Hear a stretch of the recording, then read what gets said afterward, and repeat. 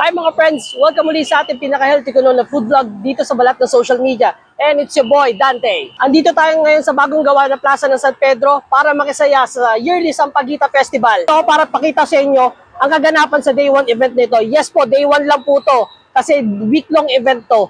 So starting today. At kasama ako sa layunin na i-promote ang festival na ito upang ipagdiwang ang kultura ng syudad ng San Pedro. At ang Sampaguita ay simbolo nito bilang pagkilala sa lungsod as the Sampaguita Capital.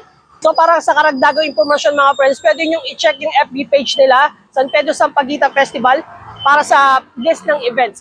So let's check it out mga friends. Yo mga friends, tara at samahan nyo ako tignan ang kaganapan dito sa Plaza ng San Pedro para sa Sampaguita Festival. Ginawa ang grand opening ceremony sa bagong gawa na Plaza ng San Pedro. Spacious at perfect para sa mga future events na gagawin nila. Umpisa pa lang, magarbo na at talagang festive yung feel agad. Siyempre, nagbigay ng ilang talumpati ang mayor at mayora para sa pagsalubong. Tunay na binigyan ng effort ang program para maging mas kasaya-saya sa lahat na nakidalo. At talaga namang lively at makukulay ang paligid dito sa piyestang to. Kaya talaga mag-e-enjoy ka.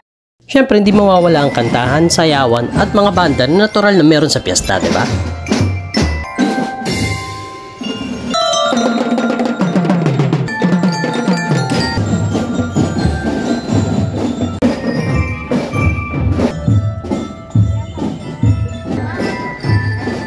Bukod sa programs ay may mga ilang activities at concessionaires na nakaset sa paligid ng plaza. Kaso medyo maaga pa at di lahat nakasetup. Pero ito, may nakita ako na interesting at sa pakikipag-usap ko, nalaman ko na siya pala ay si Larry Ballesteros. Doon ko na-realize yung pangalan agad. Sa pagkakaalam ko, ang mga Ballesteros ay kilala sa larangan ng pagpipinta. Pero yun na nga, may samahan ng Art Society na kung saan siya namumuno at ang advocacy na ipakita at ipakilala kanilang sining sa lahat. Bukod pa doon, nagtuturo rin sila sa mga kabataan para maging interesado sa art. Very good.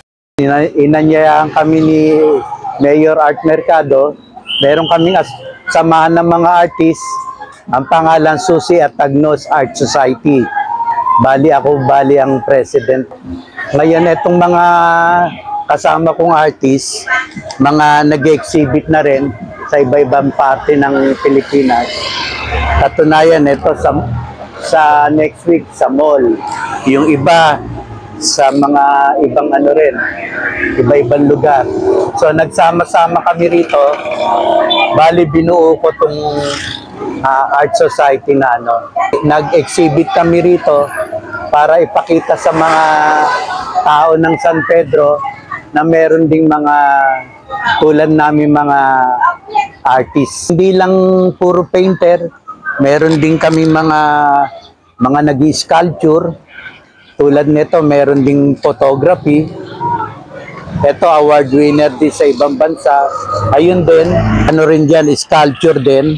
May gawa si Orozco. Talagang ini-encourage na namin yung mga ibang mga bata na medyo matuto naman sa art para lalo sila ma-expose sa mga Kaya good job sa'yo, Mang Larry and friends.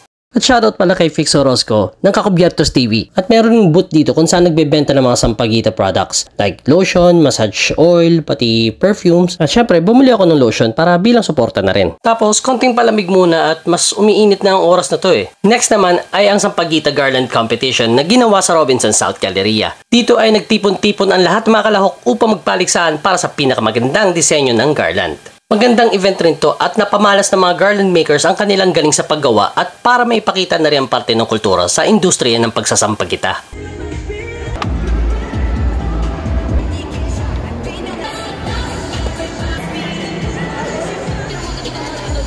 Po natin muli ang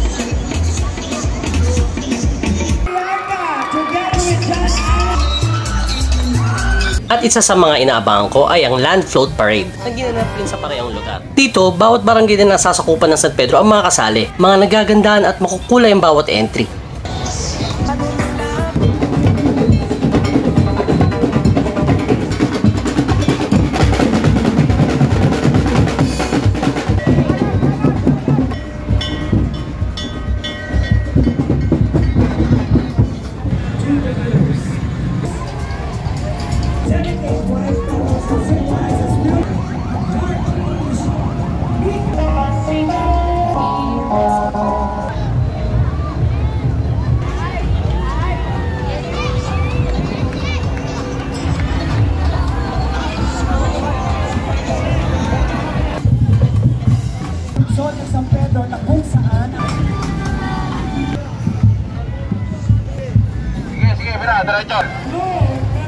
Hindi ba't ang gaganda mga friends?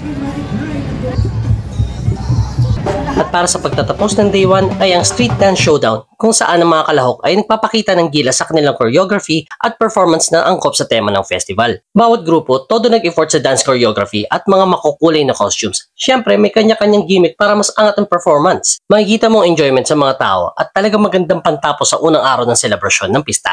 At marami pang nakahanda na activities sa mga susunod na araw para sa mga taga San Pedro at attendees ng festival na ito na talaga namang mag-e-enjoy kayo. At may mga performances ng iba't ibang artists na abangan nyo. So yan pa lang, sobrang enjoyable na agad ang Day 1, di ba? Di ka man maka-attend ngayon, bawi ka na lang next year. Salamat sa panonood mga friends, and bye!